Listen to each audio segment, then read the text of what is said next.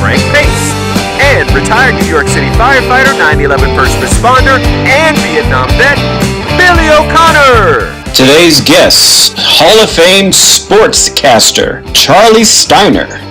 Dun, da, da, da. That's a hell of an opening. Dun, da, da, da. How are you, my friend? I'm wonderful, my brother. How you doing? Everything's good. Good. How are you, my friend Derek? Oh, I'm doing great. How are you guys doing? Good. Good. Life is good. Life is good. Super Bowl's coming up. Yeah, that's the deal, man. Cincinnati's in it, huh? Cincinnati's in it. The Rams are in it. Charley Steiner will be our guest, talking about past Super Bowls, past and present. The voice of the Dodgers, correct? Currently the voice of the Dodgers, formerly the voice of NFL football. He was the Jets play-by-play announcer. He was on the NFL. So he's got a pretty good background. He doesn't know anything about the game coming up, but we'll talk about everything. Yeah, 55 years leading up and what he thinks will happen in the future. Well, I got a feeling. I mean, it's the Rams against the Bengals, and it's at the Rams' new stadium. How many billions did that cost? That new stadium? A lot, almost as much as a seat to the game. So you got to figure that the NFL kind of like to see the Rams win, I would guess. By the way, some of the parking spaces alone are costing $4,000. Really? That's crazy. $4,000 for a parking spot at the game? Yeah, I've seen tickets on the aftermarket as high as $30,000, and parking is $4,000 because the parking spots that they have are all taken up by corporate hospitality tents. So where people would park. So I got a feeling they're parking at the airport and shuttling over. I don't know what I would do. I know. I sent Johnny Bench a note. I said, "You coming out? If you're coming out, let me know." And he says, "I got a seat right on the 50-yard line on the sofa." Smart enough. Yep. I wouldn't pay that. I mean, that's crazy. I mean, just for a parking spot, that's like, I remember years ago when they first started selling parking spots in New York. Like they're almost like condos. You can get a parking spot for $30,000 a year. Yeah. I know that's insane. I mean, I can't imagine paying $4,000. The first Super Bowl, I couldn't give the tickets away. Well, I'll tell you a story. At the 1980, what is it? When I first met Charley, it was the 1981 Super Bowl. No, it wasn't 81. It was 1981 Super Bowl in New Orleans, and I went with Jay Thomas, and because his mother grew up. He's a big New Orleans fan. Yeah, and his mom lived in New Orleans at the time, and we had 8 tickets separate. So the day before, the face value of the tickets was $40. $40 in 1981. The day before, we sold 4 tickets at $120 a piece. So we said, boy, we can't wait till we get to the game tomorrow. We'll sell the other 2 sitting next to us for, probably 500. Yeah. Well, not 500, but at least 120. We gave them away for $30. We sold them beneath face value because nobody wanted them. Or? There was a lot of tickets for that game. I mean, the first game. We'll talk about this with Charley. Also, the first Super Bowl game was tickets cost $12 to get in. They couldn't give them away. Between $12 and $90. Yeah. It was out in L.A. too, wasn't it? Yep. Yeah. They couldn't give them away. I mean, that was everybody just expected the NFL to crush the AFC, and they were right. Yeah. They did. Yeah. The first for 2 years. Yeah, they did. Why don't you tell me tell me a few gambling stories about your Super Bowl gambling days? Super Bowl, I tell you, actually, in my first book, which Confessions of a Bronx Bookie, which is still kind of near dear to my heart. Can we see it? My first one, yeah, sure. Confessions of a Bronx Bookie. Available on Amazon and was that on camera? No, it's always above frame. Wasn't that the camera? Oh.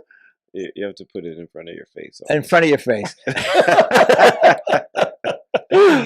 But actually, it's interesting. The line on this game, Cincinnati, and I'll get back to the book in a second because there's a really interesting story in there. there's a lot of interesting stories in there, but one particular about a Super Bowl. You couldn't change a line right now. Like the line opened up at 3.5 initially. Right after the other game was over, right after the Rams were in the Super Bowl, it opened up Rams as 3.5-point favorite. And 50.5 was the total. The very next day, the line went down to 49.5, and then it went from 3.5, the Rams up to 4. Right now, some quarters they got it at 4.5 already. Right, 4.5 Rams. Now the thing is, the total dropped to 48.5. So it's dropped 2 points since it opened, which is, it's. But the number 4 and 3.5, the difference between 3.5, 4, and 4.5 are very significant numbers in gambling for a bookmaker. Like if I'm a bookmaker and I change a line from 1.5 to 2.5, that's a bookie's number. The game ain't going to fall. Chances are 1.5, 2.5. When you start getting to 3, 3.5, and 4, 4.5, those are money numbers. So, for example, if I don't want a history lesson, I want a fucking story. All right, hang on, I'll give you a story. But if the line say 4.5, from 4 to 4.5, I tell you how significant it is. If it opens up and Cincinnati kicks a field goal, right? You need 2 scores to get beat. A touchdown don't do it anymore. So if near the end of the game, if Cincinnati's winning by 3, and you got that 4.5, that's huge compared to a 4. Well, suppose you're a gambler and Kansas City gave up the 3 points before the halftime. If they had kicked a field goal, Kansas City would be in the Super Bowl. You mean in the playoff game? That was really mismanagement. And by Mahomes, I was surprised. And, of course, Andy Reid's been around forever. I believe Andy Reid was talked into it by Mahomes.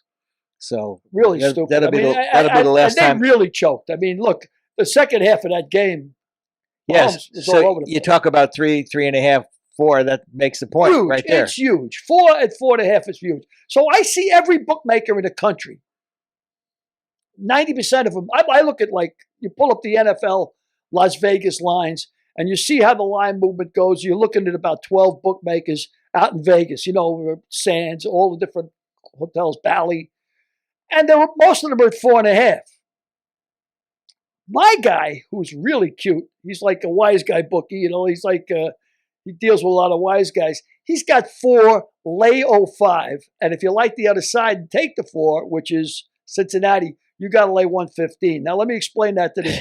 Thank you. Well, normally when you make a bet, let's say on $1,000 bet, you got to pay 10% juice. So it's $1,100 to win 1,000. Right. No matter if you take the other side, it's $1,100 to win 1,000. But when they start playing with the juice, for example, $5,000 bet at 05, well, now you're laying $5,250 to win 5,000. If you take the other side plus 115, laying 115, now you got to lay $5,750 to win 5,000. So that's a lot of difference on the juice. So 05 and 15 is he's telling you, my bookie is saying, you want to bet the favorite, you want to bet the Rams, come in and lay for 05, which is $105 to win 100 all day long. But if you want to take the 4, take Cincinnati, you got to lay 115 to win 100. Gotcha. So he's telling you, come on, bet me the Rams. Gotcha. I'll take the Rams all day long for now. But he'll probably change that number later. But here's the deal. When a line first opens at 3.5, say the Rams, early money, you can change a line with not that much money because only the wise guys, the smart money, bets early. The general public ain't betting until Super Bowl Sunday. Mm-hmm. That's the day they're going to bet. Now, maybe let's say you bet $1 million. Somebody bets $1 million on the Rams at 3.5. Only Phil Mickelson bets $1 million. Well, there's people out there. That line's going to pop to 4 right away. Right? On Super Bowl Sunday, you could bet $100 million. Can't move the line. You ain't going to move a line from 4 to 4.5. It ain't going to happen because there's so much money out there. Right. And let me tell you how cute they are. Now, I'm a nickel and dimer, always was. But when I was bookmaking, our first year, we didn't know at the time that nobody wins. Nobody wins. Believe me, but I'm telling you, you gamble on football, you're a loser. I don't care who you are, what you think you know. math is a pure science. It's just 10% is 10%. Right. You're going to lose. But we were under the mistaken impression that we could get beat up on Super Sunday because it's a big day. You get more money, obviously, on Super Bowl Sunday than you do any other action day of the year. It's a huge day for bookies. And Washington, Joe Gibbs was the coach at the time. Doug Williams was the quarterback. They were playing Denver in the Super Bowl. It was 1988. San Diego. Was it in San Diego? Yeah. They're playing Denver. And it was 1988. And we had made a ton of money that year. It was our first year in business. That's why I remember it so much. So we were worried we were going to get beat up because Washington, we thought we're going to, which you shouldn't have an opinion if you're a bookmaker, but we thought Washington was going to kill Denver. So the three of us got together. They said, look, Billy, why don't you go out to Vegas, take $50,000, and as soon as the line opens, as soon as that playoff game is over. I think it was 87? 88. Yeah, 88. Jack Murphy Stadium in San Diego. Yeah. 88. So I go out to Vegas. I got $50,000, right? And as soon as that line goes up, my plan is to bet Washington -3 for $50,000, right? And that's going to protect our office. That's not my money. That's all our office's money. Because we figured the general public's going to come in and bet Washington. It'll go up to 3.5, 4. We'll sell it to our players at 4. And I'll have the $50,000 bet to cover us at 3, and we might get lucky and win both bets. Anyway, I go up to the window. This is right after the NFL playoffs, the NFC playoffs. And I say, how you doing? The line's up. It's 3. I want to bet $50,000 on the Redskins. And I got the cash in my hands, and the guy goes, whoa, $50,000. Don't get caught speeding, he says to me. What are you? He says, you can't just walk in off the street and bet $50,000. I said, this is Las Vegas. What are you talking about? I would have bet $50,000. He goes, no, we ain't taking $50,000. Now, like I said, this is like 2 minutes after the NFC Championship. So I says, well, what do you take? He said, I'll take $5,000. So I punch out the $5,000. He goes, boom, boom, boom, boom. And he puts it through the computer. And this is back in 88. And it looks like 2001: A Space Odyssey. It goes through, and he punches out the ticket. You got Washington -3 for $5,000. I said, all right. So I start to walk away. He goes, hey, come here. You want another $5,000 and 3? I says, yeah. Because the plan was to put $50,000. So I put another $5,000 down. He goes, blah, blah, blah, blah, blah, blah, blah, goes through the whole computer out to every casino in Vegas.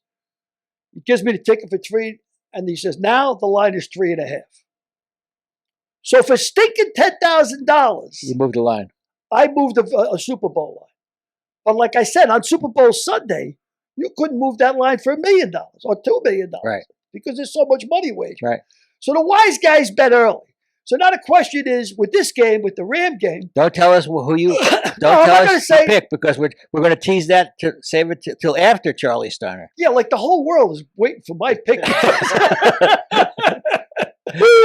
But the point is, the wise guys bet early. Now, if they take $1 million, let's say they got 5 guys betting at Vegas, and they take that $200,000 a piece, they move the line from 3.5 up to 4. And this number is so significant, the 3.5 to 4 to 4.5.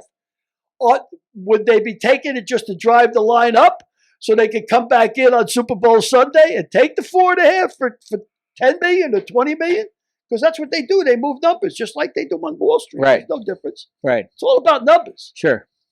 But yeah, so I mean, I actually moved the line for $10,000, and That's great. That's a true story. I mean, that's great. No bullshit. So how'd you get rid of the other 40? We ended up. I ended up laying 3.5 at certain places, and of course, I mean, it was all for nothing because Washington absolutely crushed. You in Vegas with $40,000 in your pocket? Those are the days. What are the odds? Those are the days when I used to belly up to the bar with a cement bag full of cocaine and a bottle of Johnny Walker Black. I'd say, send 2 hookers up to my room. It's a charming young horse.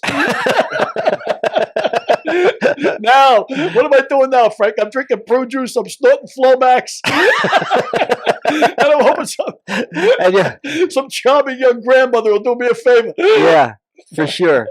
For sure. Big difference. You got another? I got a question before we move to the next thing. Hold on. So how did you learn? I know that you were an avid gambler. I know you spent half your life, Giving away money. Yeah. So how did you learn how to do this? Did you have a mentor? Did you have someone who It was a set guy. you up? There's a guy named Jimmy Thompson. I write about him in Confessions with Bronx Bookie too. And Jimmy was a huge bookmaker in Staten Island. Now, we called the Verrazano Bridge in New York the Guinea Gangplank, right? Because out in Staten Island, it's all Italians, right? And like a lot of mob guys are out in Staten Island. That's just the way it is. And Jimmy Thompson was the guy I used to bet with. I mean, his nickname, his moniker was Julius. Everybody knew him as Julius. Julius was a huge bookmaker in Staten Island, but he was such a compulsive gambler that he pissed away everything. I mean, he lost his whole business. He couldn't stop gambling. So when he started betting with us, well, he didn't start betting with us. I called up Julius and I said, I want to get into the business. How do I do this? Because I was such a compulsive gambler, I couldn't stop gambling. Me and my partners. I said, why don't we just start taking action? So he showed me the ins and outs and told me basically, you can't lose. And he was such a compulsive gambler that he used to call us up and bet 2-time parlays, which is a $10 parlay. And here's a guy who had thousands, hundreds of thousands of dollars in his own business and blew it all for sports. I mean, you just can't win with sports. I'm going to tell you a quick story. I had a guy, Tony for Red. Red was one of my partners. And so when somebody called up, I was the marshal. So they say Tony for the marshal or Frank for the marshal if you were betting under my name, or for Red, or for Blinky, Joe for Blinky. So we know who to collect, had to collect the money. So this guy, Tony for Red, true story, Frank. Every night he'd call up at 3 or 4 games in the NBA. Every night. NBA. 1 week he loses 26 straight NBA games. Which is pretty remarkable. It's as hard to lose 26 as it is to win 26. Sure. I mean, a monkey could throw a dart at a board Right. and not pick 26 straight NBA losers. Right. So he calls me up on Monday night. I give him his figure. He lost like 4,000 for the week or something.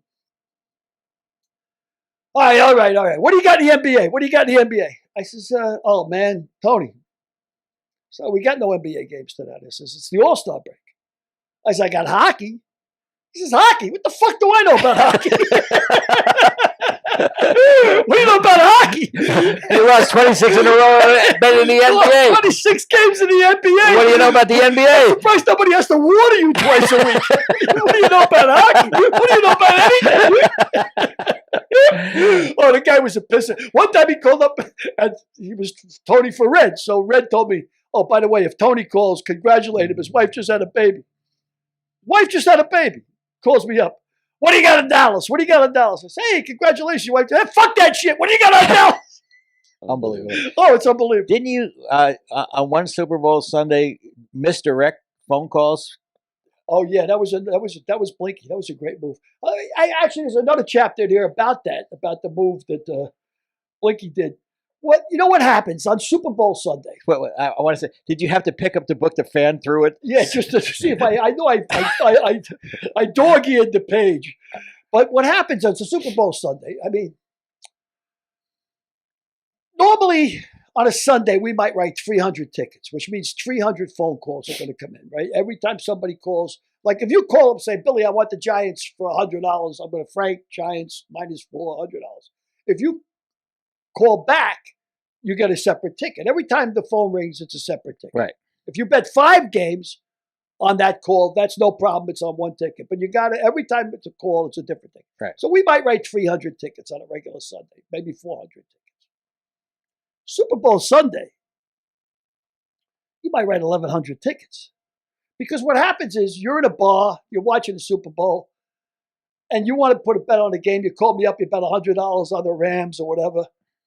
And then 10 minutes later, somebody sitting next to you says, well, I wish I had a bet on the game. You say, oh, you want to bet on the game? I can get you betting on the game, and then you call me up and you're betting for him or you're betting. And everybody bets the Super Bowl. Right. Priests, lawyers, doctors, the FBI. I mean, everybody bets the Super Bowl. It's that's just what you do. Right. So you might write 1,100 tickets. Now, obviously, if you're a police captain in New York, and you suspect there's a bookmaking operation going on, and you might have been monitoring that operation for 7-8 weeks, You want to bust them on Super Bowl Sunday. Right. Because you bust them on Super Bowl Sunday. Now they say, all right, look, we got 1,100 tickets here. They took in $50,000 worth of action. We times that by 52 weeks, and we just busted a $3 million bookmaking operation, which is, which is complete bullshit, but it sure looks good. Sure. They busted a $3 million. So it's a big day for us. We know we're going to get popped. I mean, if any day we're going to get popped, it's going to be Super Sunday. Matter of fact, a lot of bookmakers, this is in the old days. Now everything's offshore. Everything. But in the old days, maybe 2 or 3 weeks before Super Bowl, guys would change their offices. They'd have 2 different offices, and they'd use this office all the way up to Super Bowl and then change it because. But Blinky, we didn't have that kind of money. But Blinky gets the idea. He says, look, we got 4 phones, and they were all rollover phones because the phones would ring off the hook. He said, why don't we forward all these phones, put the forward thing on the code on the phones, and we'll put 4 phones in the apartment across the hallway. Because we were like in the worst neighborhood in the Bronx. Because Julius told us that. He said, when you get the operation, he goes, get in the worst drug-ridden, crime-ridden neighborhood you can. This way the cops got no time to be fooling around with you. Sure. Why are they going to bust a bookmaking operation? They're worried about drugs, shootings, So I did. It was only about 4 blocks from where I lived. But we had this. We had we gave the landlord $500, no questions asked. He gave us top floor apartment. So we give the landlord any empty apartments. He goes, there's one on the same floor. So we give him another $500. We just need it for the day. And we put 4 phones in there and 4 fast, forwarded all the calls to the apartment. Well, sure enough, man, phones are ringing. We're taking action. And all of a sudden we hear, damn! Damn! So stop the phones, take the phones off the hook. Red gets up, he looks through the people. And across the hallway, there's like 5 cops. They got the riot gear on and everything, and detectives, and they're banging the door, and the door springs open, and there's 4 phones, and nobody in it. Now we hear, all kinds of, rock this, son of a bitch, But he saved the day, man. That was the fast forward saved our ass. And at the time I was still on a job. So Great. Could have been very awkward. Could have been very awkward. Couldn't have showed those guys your badge. No, they weren't going away. Yeah. But that's the deal. I mean, on a Super Bowl Sunday, bookmakers fear that day because. Yeah. But now everything's offshore. Everything. As a matter of fact, we had to do the work. Like you write 300 tickets. Well, we wrote them in triplicate. So Red got 1, I got 1, and Blinky got 1. And then we go home, and then the next day we do the figures. Mm-hmm. Because believe it or not, I mean, it's basic math. But you do enough basic math, and you're going to make mistakes. Yeah. You're going to make maybe you do 300 tickets, you make 4 mistakes. Now the thing is, if you make a mistake in favor of the player, he ain't going to say nothing. No. He's tired of paying the bookmaker as it is. If you make a mistake in your favor, well, he's going to correct you. So now what happens, I do the work, he does the work, you write down the figures, and when there's a discrepancy on the figure, let's go back and check the work. Right. Now you got 3 guys checking the figure. And you know what's remarkable? You make a mistake, and you could do that work 3 times. You'll make the same mistake 3 times over. It's just... Well, one mistake nobody will ever make will be questioning anything that Charley Steiner has to say. No, it's going to be very interesting about his take on it. What do you think about this Brian Flores thing? I mean, well, let's talk about Brian Flores later. We got to get to Charley Steiner. All right, cool. Let's bring Charley on. I'd like to hear his take on the Super Bowl and sports in general. Derek, can we get the legendary voice of everything, Charley? The voice of everything. Charley Steiner. How are you? Not available. How are you, my friend? I'm good. Another day in Groundhog Year. Yep. You remember Billy? Good to see you again, Charley. Thanks for coming. Very well. And Derek, how do you like the updated studio? This is very impressive. This is really high tech. Yeah, the whole TV set is a backdrop. That's very impressive. Got jokes too, huh?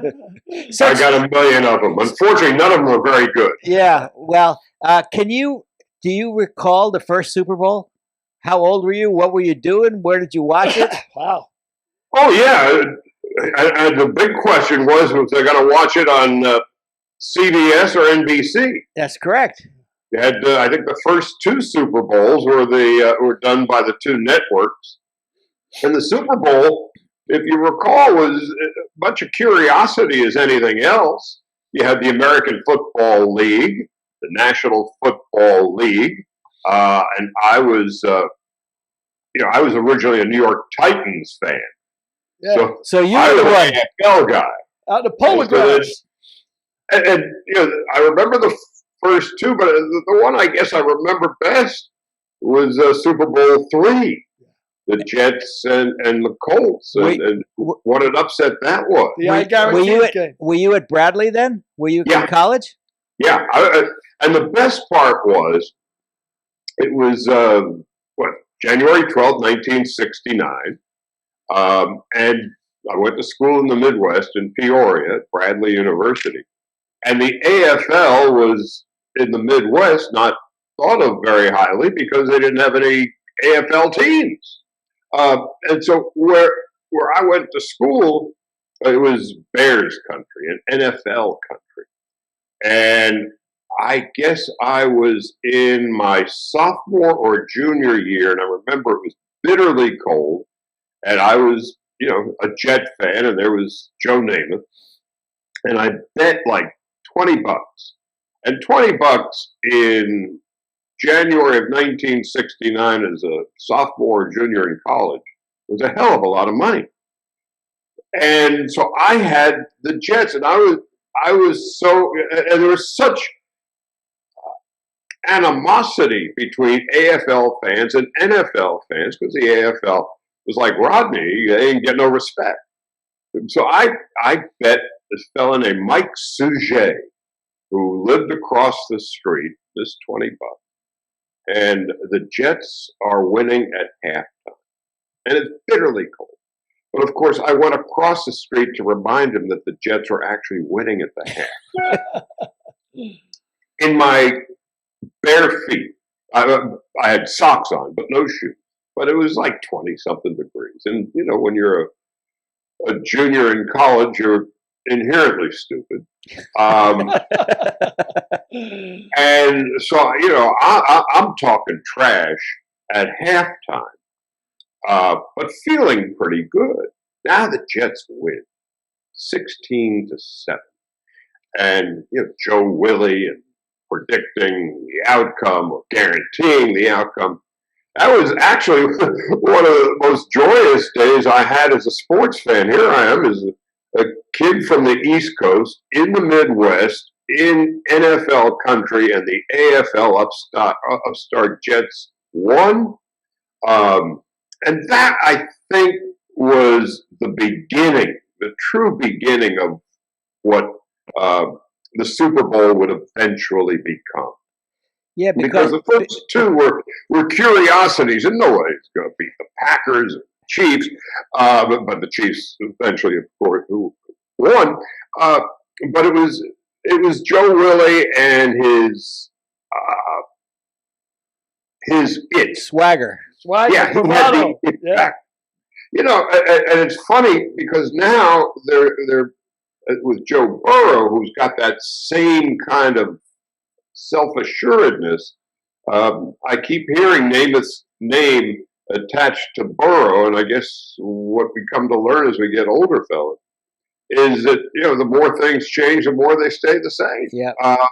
Yeah. So Joe Willie has morphed into Joe Burrow, and what Burrow has done for the Bengals is essentially what Namath did for the Jets, and I guess that was the high water mark in the history of the Jet franchise, beating the Colts, who were heavily favored, 16-7. That was a great day. Yeah, we wrote about that in our book, Lamar's Gamble.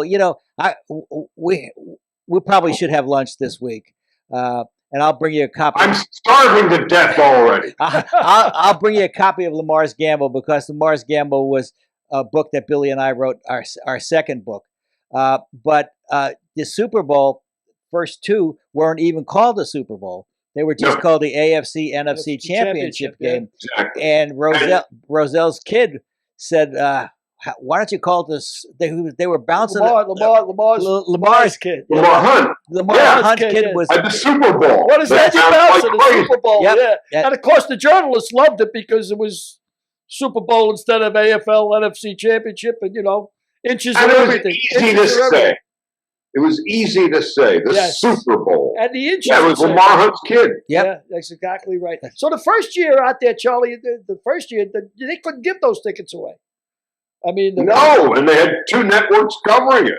It was, again, watching since the first Super Bowl. I mean, Where we are now, the three of us. the only thing they have in common is they play on a 100-yard field. Yeah, yeah, the three of us have seen all 55 Super Bowls. Yeah. Even the year you were in Vietnam, you saw the Super Bowl, probably, didn't you? Oh, yeah. We were tuned into it. I mean, we didn't get television, but we were tuned into the radio, listening to every play. But, I mean, the tickets, I think, for the first Super Bowl were about $15, $12. But between $12 Frank was and saying they're $40. getting $4,000 for parking.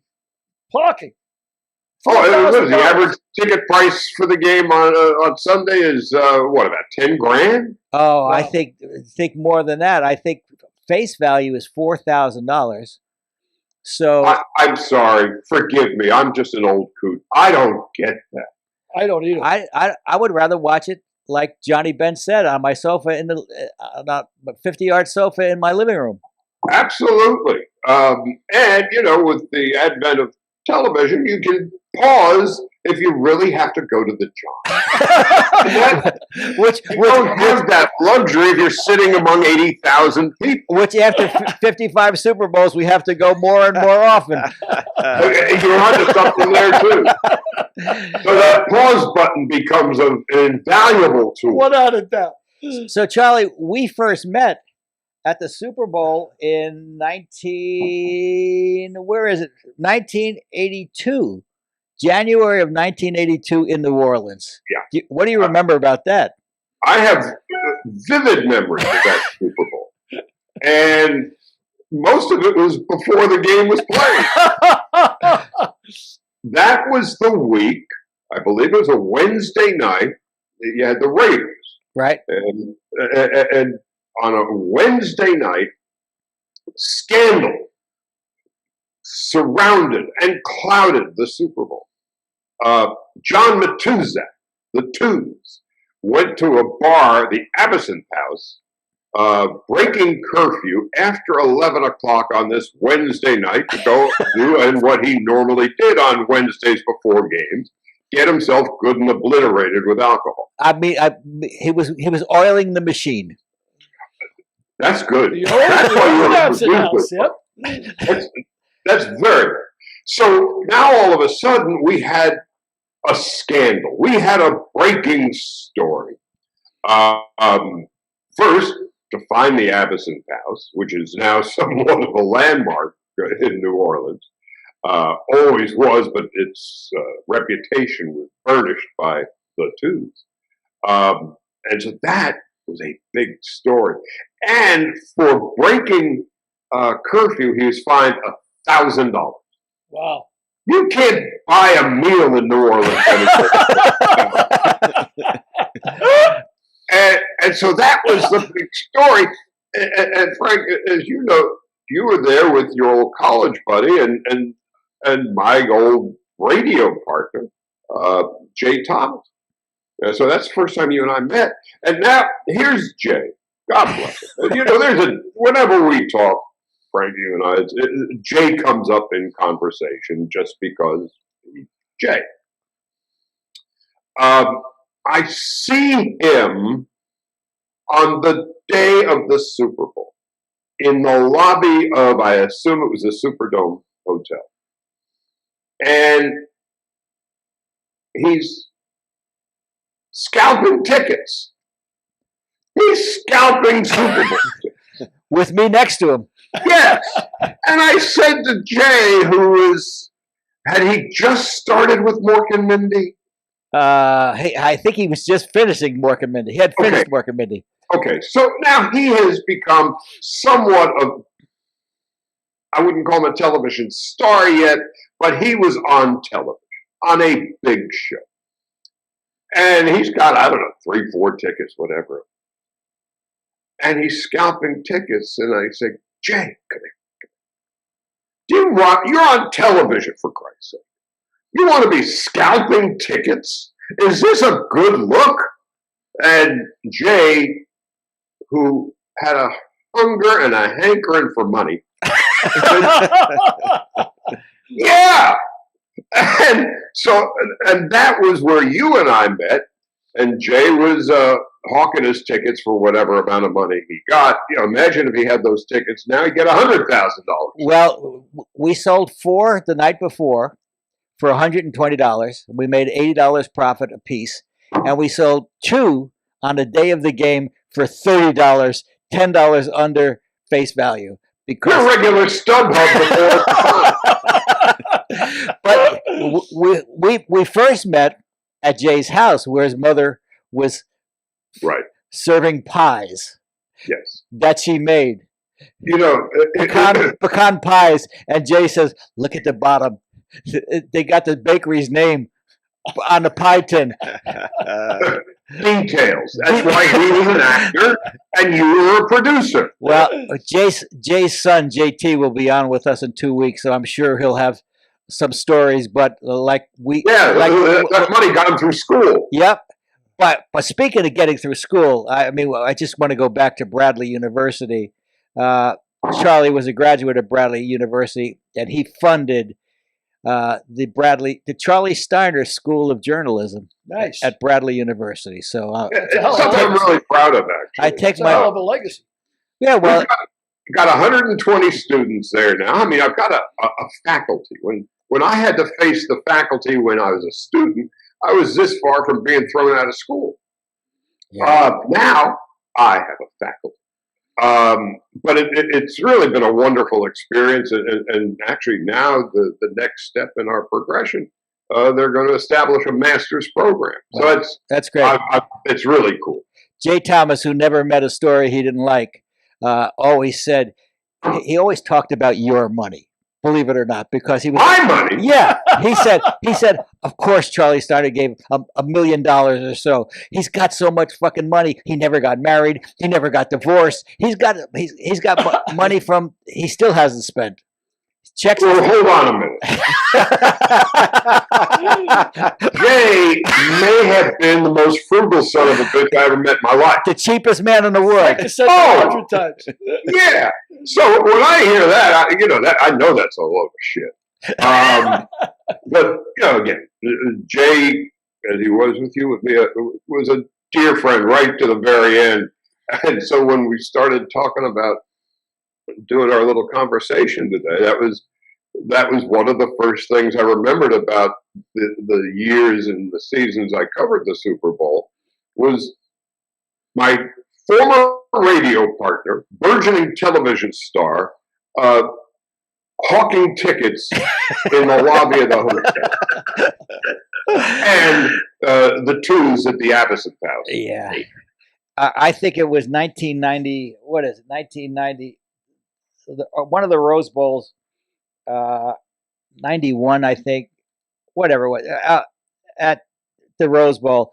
I went with Jay, and I went with Artis Gilmore, and a few other friends, and it was jam packed getting in to the Rose Bowl, and I said, "Oh, geez, what are we going to do if we get separated?" And Jay said, "Let's just meet at Artis." Right on the money. Right on the money. Let's just meet at Artis, because Artis was 7'2", he was towering above everybody else. You can always see Artis. He was a walking Eiffel Tower. Yes. So, what other memories do you have of past Super Bowls? I remember the next one, I guess it was, at the Silverdome in Pontiac, Michigan. And the weather the entire week was horrible. Wind chills of 20, 30 below. And normally we would go to the stadiums to talk to the players outside, the nascent days of media day. But it was so cold, whatever pregame events took place was inside this massive hotel. So we never left the hotel for 5 days, except for the day of the game. And one of the things I came to learn in that Super Bowl, stay away from the lobster the night before a Super Bowl in Pontiac, Michigan, because it will not agree with you. And so I had this lobster dish, middle of the night. Well, Detroit's known for its lobster. Yeah. That's how fucking stupid I was. Right out of the Great Lakes. So I order this thing, and let me put it to you this way. If I had been the maid who came in to clean up my room the morning of the Super Bowl, I would have quit on the spot. It was brutal. So now we go to the Silverdome. And, people are beginning, again, it's bitterly cold. We got there early, me and a couple of producers. And in those days, you were allowed to do these little 3 or 4 minute updates in game for your particular network. And so I would basically my head was in my chest. I didn't know what planet I was on. And 2 or 3 minutes before I went on the air, I got nudged. I mentioned whatever was going on in the previous hour, what the score was, and then went right back. It was just as difficult as a time as I've ever had. But the thing that, thankfully, we got to the stadium early enough. Again, it was like 21 below zero. The wind chill was hideous. And President Bush was coming to the game. And so traffic and everything was stopped until Bush got inside the stadium. So people were outside in the cold, waiting, frozen to death, until they were finally able to get in.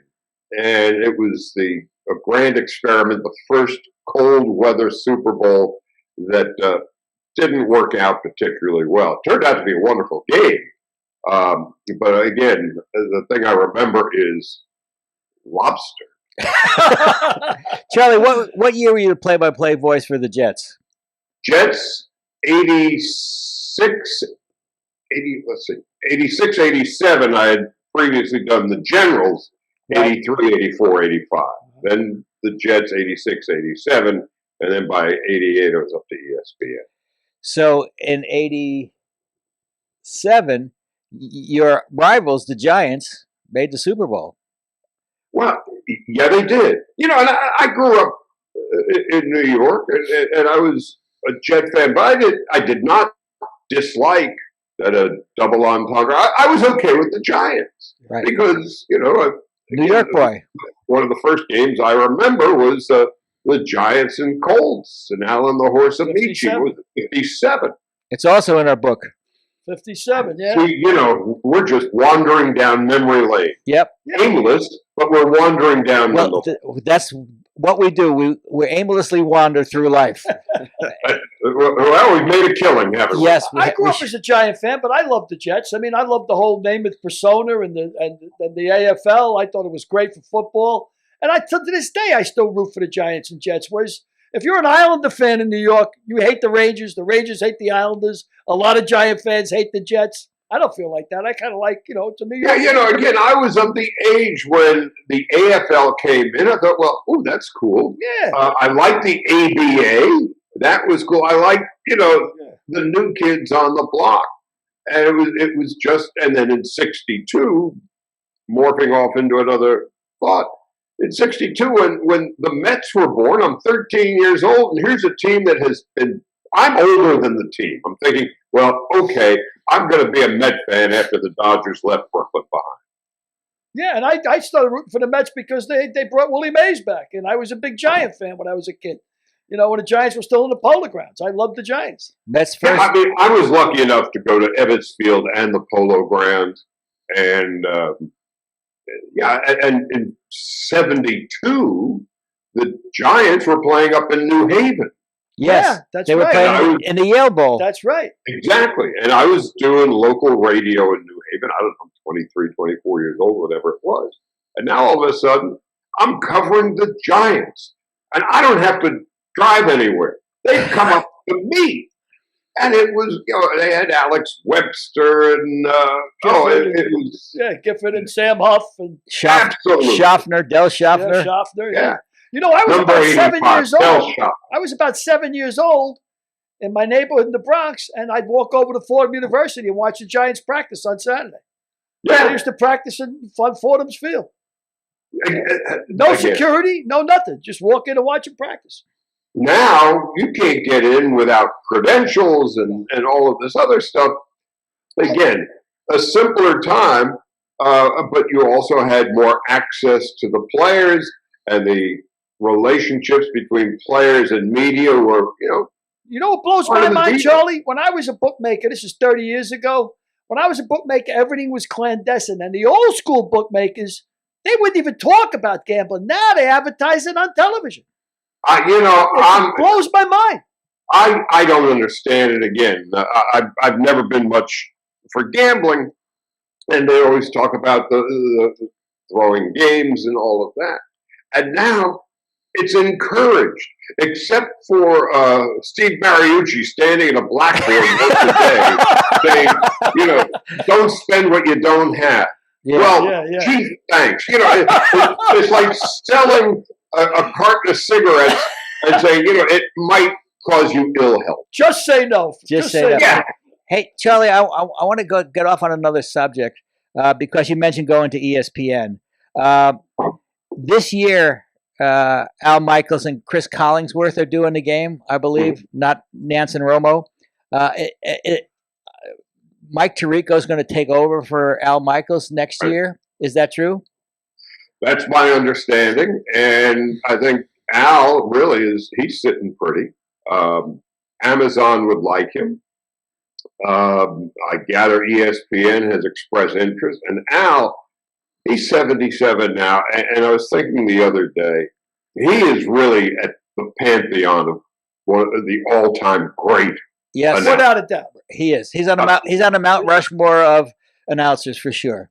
Yeah, and so this will be his last Super Bowl by any standard, unless Amazon happens to get one many years down the road.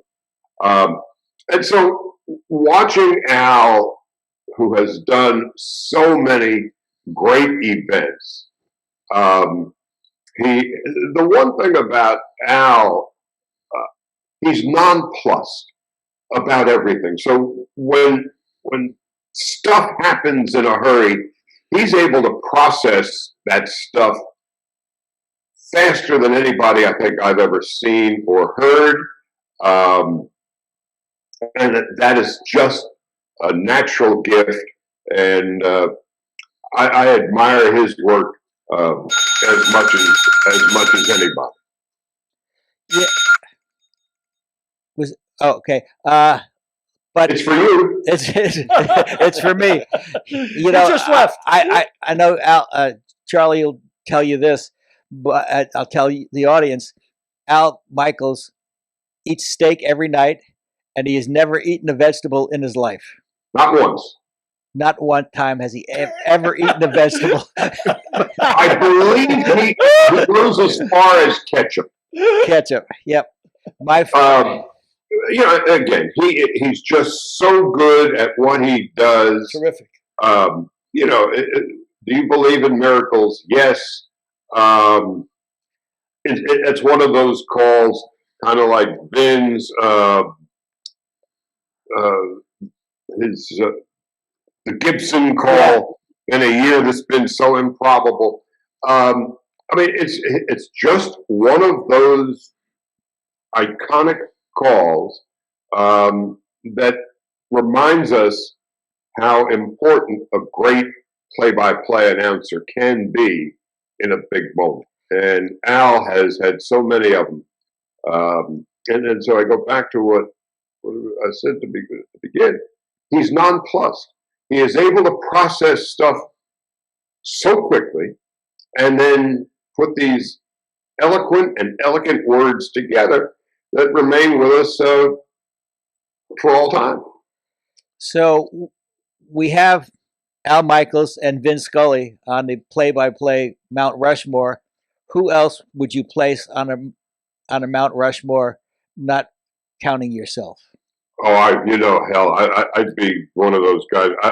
I'd sweep it up at the end of the day after people visit. Four,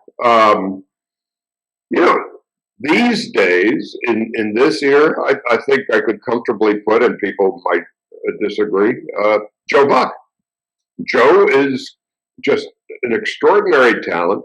How many people can do 2 football games and I think 3 or 4 baseball playoff games in the space of 7 or 8 days? I mean, what he did in that period of time was remarkable. Well, I'll tell you who also could do it, Jim Nance.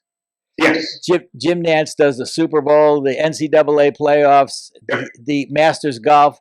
Sometimes he does them all in the same week. Not the Super Bowl, of course, but so those are the guys, because what they all have in common is they make a very difficult job endeavor simple. Yeah, they make the complicated simple, free, easy, comfortable. Those are skills that I aspire to, wish I had, but then I look at those guys, I go, okay. It reminds me again, talking about Jay Thomas, way back, just before he got the Mork and Mindy thing, and he was, we were doing the radio together, and he wanted to be a comedian, and he would go to those comedy clubs and try to be a comedian. So we decide we would go to, what was the name of the place? Improv? No, it was the nightclub where Robin Williams was performing, and we didn't know much about Robin Williams, the Coca, and we didn't know that much about him as a stand-up guy, but we knew him on television. So let's go. We go, and we see Robin Williams for the first time, not knowing what we were going to have happen to us, and we watch. And it was just the most unbelievable, it was early Robin Williams, and not knowing what to expect, it blew us away.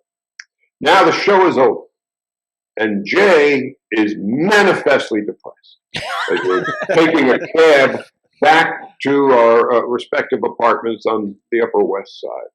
I said, "Why are you so upset?" He said, "If this is what I have to compete against, to be a comedian in this business, I'm in the wrong business." Yeah. 2 weeks later, he gets a call to go out and audition for Mork and Mindy, and he gets the job, and that would be the beginning of the end of our radio partnership. And so it's that kind of thing. When I see Al do his best, or Nance do his best, Joe do his best, I look at them and I just tip my hat and say, "Man, you guys are really good." So yep. I think those are 3 that really stand out these days. Well, but then you go back, you have a Kurt Gowdy who was able to do anything and everything, and Keith Jackson. I mean, so there are very few who can be transcendent voices in calling games, and they're not just in one sport. Well, if anything's a testament to what you just said, and this is my own personal opinion, but I was watching the Manning brothers trying to do play-by-play and color, and man, they were going down faster than the fat boy on a seesaw. I mean, there's no way. I said, these guys belong doing this job. I mean, you want to pass the hat for them or run a racket for them or something, but they were terrible. I mean, you do appreciate people like Michaels and Gowdy, and just professionals. The ability to make the complicated simple, and they never get flustered. And Vin knew when to stop talking. That's the key. Well, again, radio and television are entirely different disciplines. Television, your best friend is the picture. On radio, your best friend is the ambient crowd noise. And so you play to one strength or the other. On radio, you can take a deep breath between pitches or plays. On television, the key is less is more. Let the picture tell the story, and then you add that extra layer. Do you believe in miracles in a year that's so improbable? So they're different disciplines. I guess, it's like playing hoops, half court or full court. You're still playing the game, but it's a different process as the game unfolds. Well, I know we're up against the time clock because your cleaning lady's coming at 11, and you are heavily researched. We have to be off before the cleaning lady comes. So I'm going to ask you a couple of things, and I want a baseball question to close it out. Are you picking anyone in this game? Oh, you mean Sunday? Yeah. I find myself rooting for the Bengals. I mean, again, I have no horse in the race, but who doesn't love an underdog? Yeah. And in LA, the Rams, what they did, it seems to me, they mortgaged their future for the present. They've got a cavalcade of all-stars there, and Cooper Kupp, who, Eastern Washington. I love him. Yep. We had Wayne Corbett with the Jets from Hofstra, who had a nice little career from, an unlikely football source. But I have no horse in the race. I just want to be entertained. And so I find myself mildly rooting for the Bengals. And my radio producer, Dwayne McDonald, is from Cincinnati. And he reminds me every year how Cincinnati is just ain't that good. And here they are now. So I'm rooting for them and for him. So this just in, a friend of Mick and Mook and Mike, who's also a friend of yours, Joe West, is predicting, Cowboy Joe West is predicting Cincinnati Bengals will win the Super Bowl as well. So, well, he is from that part of the country. Went to what? Elon College? Yeah, well, Elon College is in North Carolina, but yes. Yeah, we're close enough to think. We're close enough. We are. Yeah, and he said he met you the first time at Mike Shannon's in St. Louis. Mike Shannon's restaurant. Joe had a great run, the Cowboy. I'll tell you what, whenever I saw him in a restaurant on the road back in the days when we traveled, he always bought. So to him, yep. I am forever indebted for many a good meal. Yep. And he just retired, and some clown in New York said now that he's retired, he's going to start the campaign to keep Joe West out of the Hall of Fame. That writer can go fuck himself as far as I'm concerned. Why? I mean, what is that all about? I don't know. It's just by some guy trying to get his name in the paper. 5,860 games or something umpired. I think he belongs. He belongs. He belongs. Without doubt. Just for longevity, if nothing else. Yep. And finally, are you ever going to go back to work with the Dodgers? Eventually. I think it's later rather than sooner. I find myself a little bit wistful this year because I covered every work stoppage from 80-81 through 94.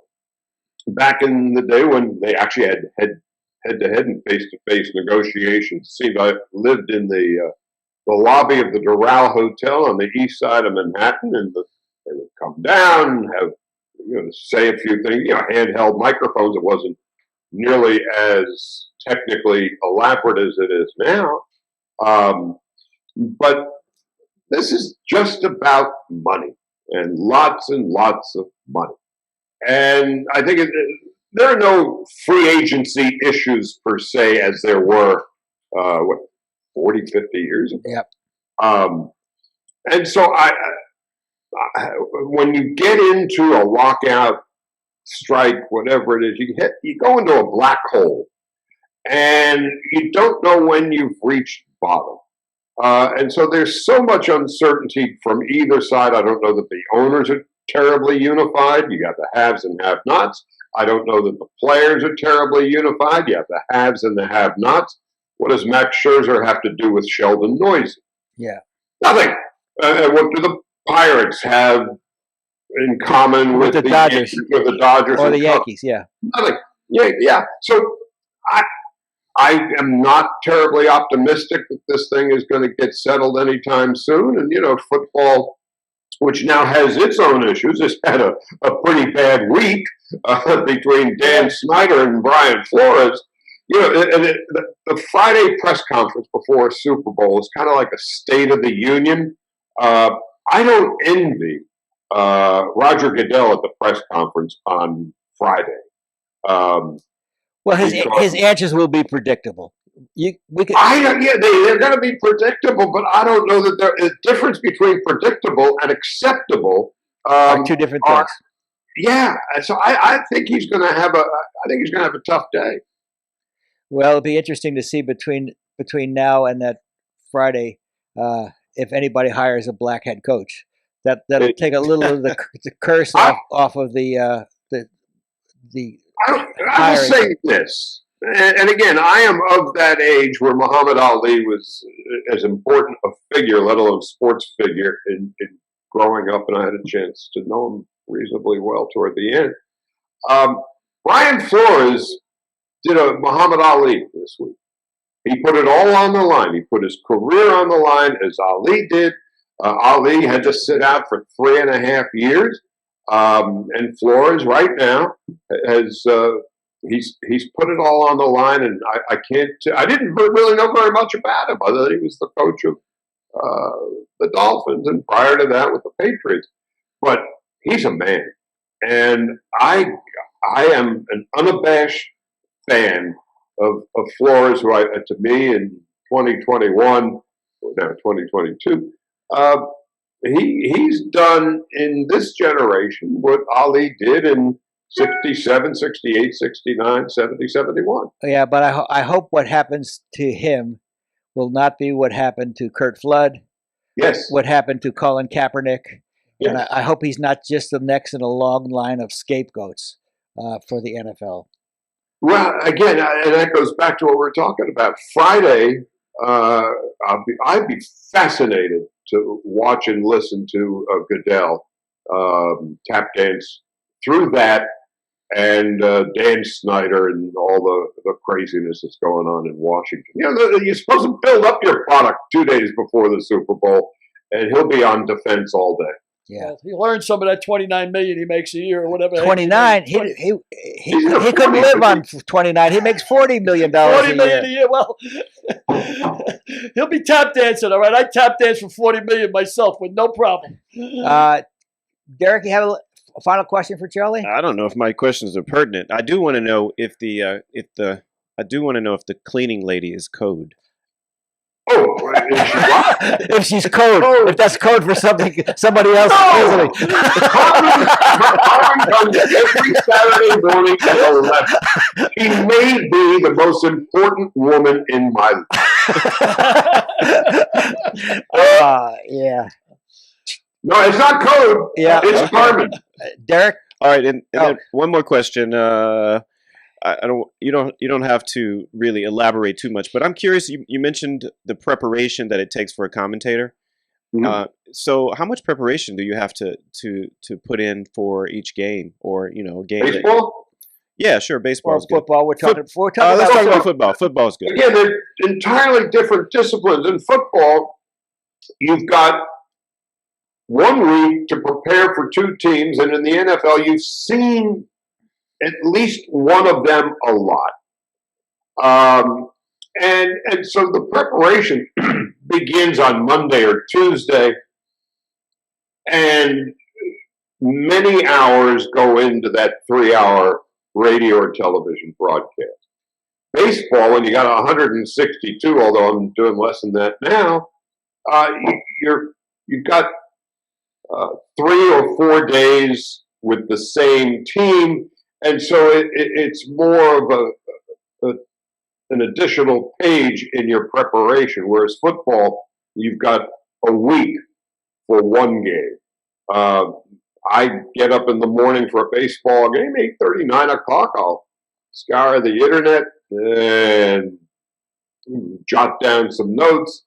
I leave the house around 2:15. I'm in the booth around 3 o'clock and then continue more notes. It's not necessarily statistics as it is anecdotes, stories that we might be able to include in a given moment somewhere. But, the real work is the hours, and in football's case, the days leading up to the game itself. Yeah, you have a production meeting with the players, with the coaches, and don't you? Not anymore. Not anymore. No, that's all. COVID has changed everything. The relationships that we used to have with players, coaches, managers doesn't exist anymore. That's just how the game has evolved. Life has evolved. COVID has evolved. So the days of just going down there and talking in the clubhouse, in the manager's office, in the coach's office, simply doesn't exist anymore. Wow, that's too bad. It is. Derek? That's it. Billy? Just, do you still have any of favorites teams? You still a Giant fan? You still a Jet fan? Or you just... You better say he's a Dodger fan. Well, yes, I am. The great thing is I grew up a Brooklyn Dodger fan. So, Right. It's like your first love. So, yes, I have an emotional tie to the Dodgers, but they're also my employer. So, yes, I would love to see him win. But one of the things, when I did SportsCenter for all those years, where I had to know everything about everybody on every team every day, that was really the hard part.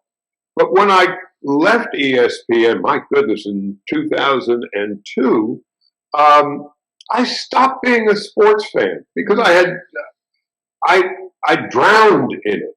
And it was great. It was a wonderful way to make a living.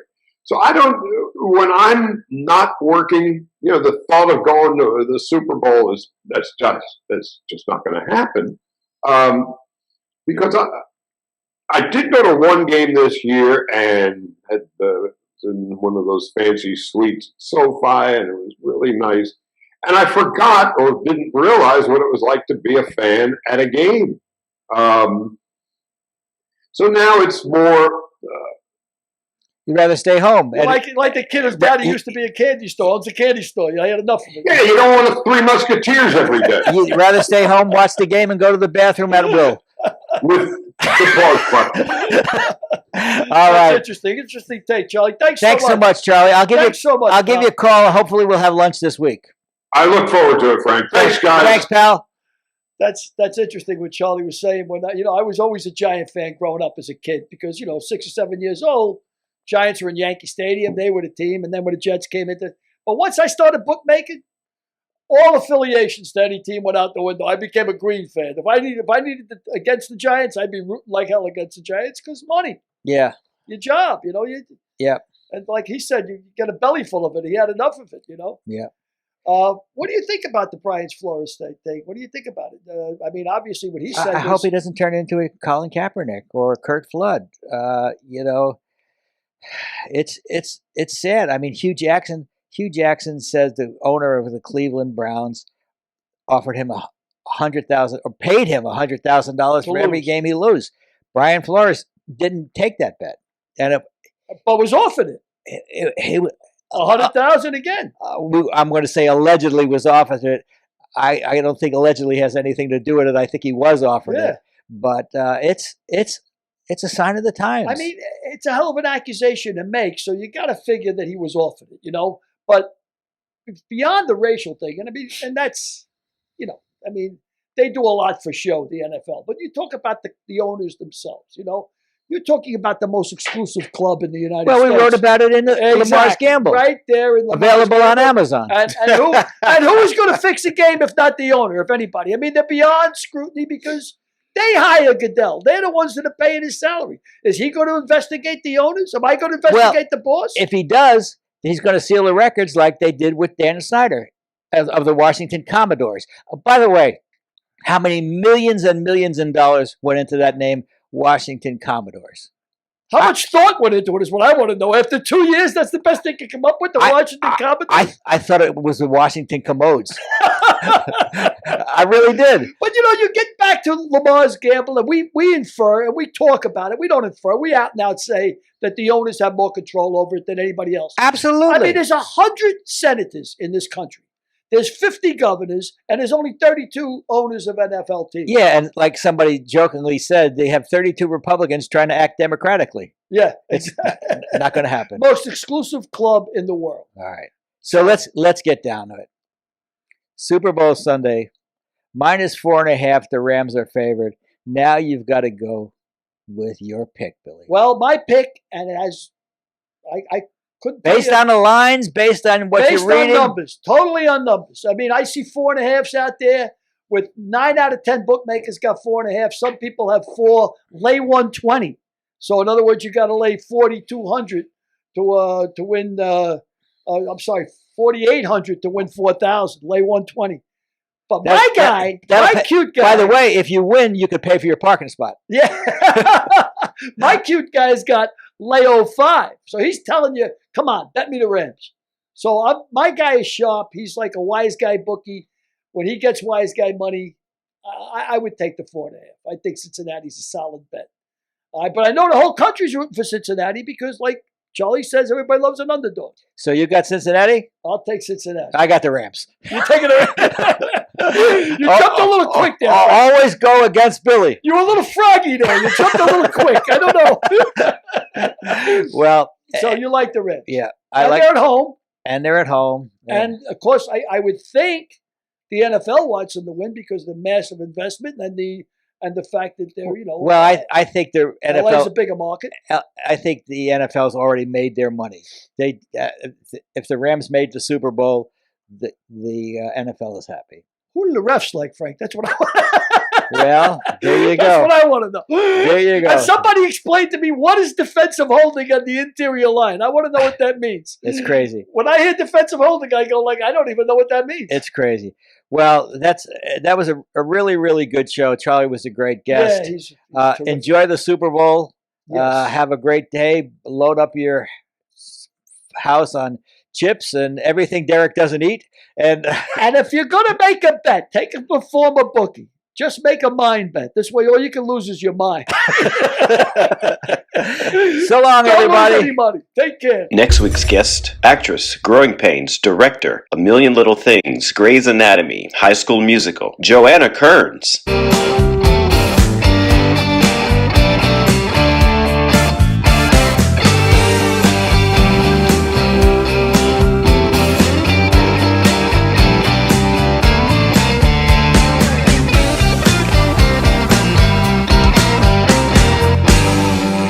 We'll see you next week.